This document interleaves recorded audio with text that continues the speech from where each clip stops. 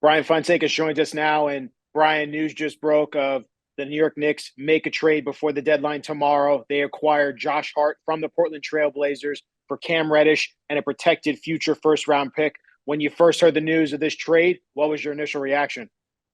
Don't really know what Portland's doing surrounding Damian Lillard with young talent, but we'll see what happens. Future protected first, it is what it is. But Josh Hart's a solid player and a college teammate of Jalen Brunson at Villanova, which is something that's very interesting to this, right? Josh Hart's probably going to become a free agent. He has an option that he's likely going to decline and want an extension. I think he's a player worth extending, though, for the Knicks, right? And not to look too far ahead, but he's a good player. He's an ideal supporting cast member to have around Jalen Brunson, RJ Barrett, Julius Randle, like long term, and with whoever's playing center, Mitchell Robinson, if he's healthy, if he's not, perhaps a Jericho Sims, right? Still wondering because I thought this would be Obi Toppin, perhaps, and Cam Reddish. So still wondering where that's going to go with the Obi Toppin situation. But as far as Josh Hart, one of the best rebounding guards in the league, maybe the best this year, averaging 9.5 points, 8 rebounds, also 4 assists, has gotten better as a playmaker throughout his NBA career, and as a starter that can play big minutes and give you something on defense. So I like it as a supplementary piece to what else they have.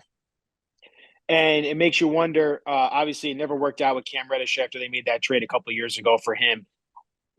We saw the writing on the wall. The Knicks were probably going to end up trading him before the trade deadline. Why do you think it didn't work with Cam Reddish here in New York?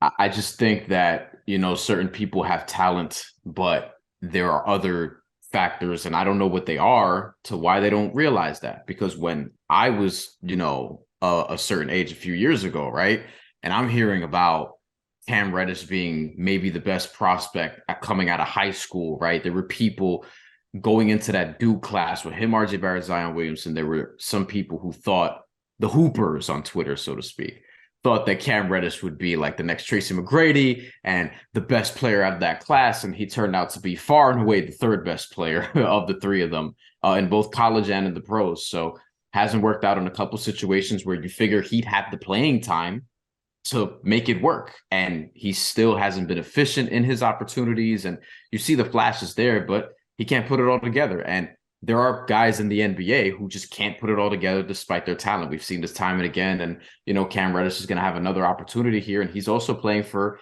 a second contract. So we'll see what happens in Portland. But it's not like he's going to walk into minutes either, because Portland, they have a lot of young guys that are going to be competing. So maybe that competitive environment will help him, but it hasn't worked at two other spots. So I don't think this is a big loss for the Knicks at all.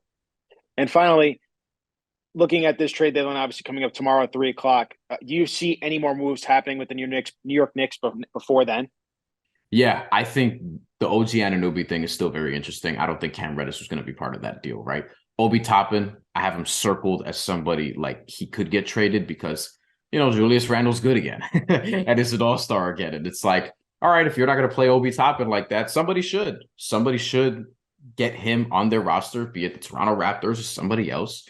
Isaiah Hartenstein, what's going to happen there? You know what I mean? Like, there are certain guys on their roster. I don't think any of the big boys are going to move, right? RJ Barrett, Julius Randle, Jalen Brunson. I don't think any of those guys are on the move. I feel safe to say Mitchell Robinson probably isn't. But yeah, when you're looking at the roster, I think, is OG Anunoby going to help them? Is somebody else, somebody around Jalen Brunson, RJ Barrett, Julius Randle, and now Josh Hart to help them would be ideal.